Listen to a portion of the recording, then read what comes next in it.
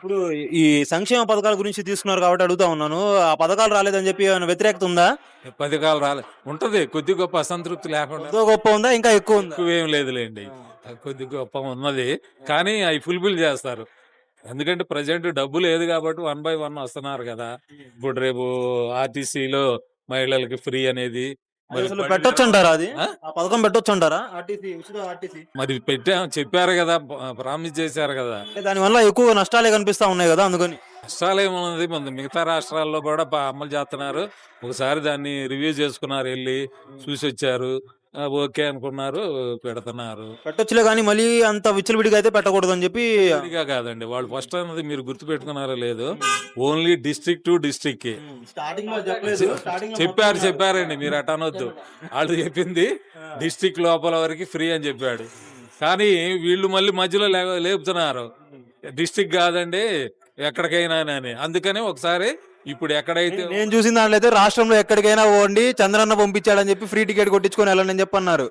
రాష్ట్రంలో చంద్రబాబు గారు ఆ మాట అనలేదు. మీరు ఒకసారి ఆ క్లిప్పింగ్ చూడండి. మీరు ఒకసారి చూడాలి. నేను చూడాలి.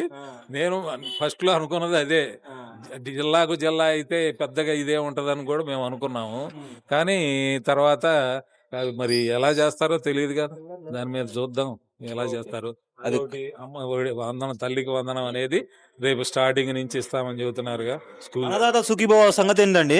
అన్నాక సుఖీభవ కొంచెం మళ్ళీ వాయిదా పడింది. దీనికి 2 అయిన తర్వాత అది అయితే వస్తాయండి. వాళ్ళు ఇచ్చిన సూపర్ 6 పథకాలు వన్ బై వన్ ఫిల్ఫిల్ చేసుకొస్తారు. ముందో వెనకో వస్తాయంటారు. వస్తాయి, ఈ 5 సంవత్సరాల లోపల వస్తాయి. వాళ్ళు ఫస్ట్ ఏమన్నా చెప్పంగానే ఎమ్మటే ఇచ్చారా ఏందండి? వాళ్ళు అక్టోబర్ లోనే ఇచ్చారు. అక్టోబర్ 15, 2019లోనే ఇచ్చారు వాళ్ళు. ఇవ్వలేదు, అన్ని పథకాలు ఇవ్వలేదు. వాళ్ళు ఒక్కోటి ఇల్లు అయినా అంతే కదా చేస్తుంది, వన్ బై వన్ వస్తారు. ఏమంటే ఈ రోడ్లన్నీ ఎంత బాగు చేశారు కదా. ఇప్పుడు రోడ్లు వేసారా లేదా మీరు చెప్పండి? వేసారు కదా. మరి అది ఒక ఫెచ్చింగే కదా అది. నెక్స్ట్ ఇంకో పథకం పట్టుకుంటారు, దాన్ని ఫుల్ఫిల్ చేస్తారు. వన్ బై వన్ వస్తారు, అంతేగాని అన్ని ఒకసారి చేయడానికి ఆయన చేసే అప్పులకి వడ్డీలు కడతమే సరిపోతున్నాయి అని వీళ్ళే చెబుతున్నారు. ఈయనేం చేయలేదు అప్పులు మరి. చేయకుండా ఎట్లా నడుస్తుంది? చేయాలి, అన్ని క్లియర్ గా చెబుతున్నారు కదండి. ఏదో ఒకటి చేయాలి. చేయకపోతే అట్లా సంక్షేమం లేనిదే. మా అభిప్రాయం కూడా సంక్షేమం ఉండాలి, అభివృద్ధి ఉండాలండి, రెండూ ఉండాలి. కానీ పరిమితి మించి అపరిమితంగా చేస్తే మాత్రం కుదరదు అది.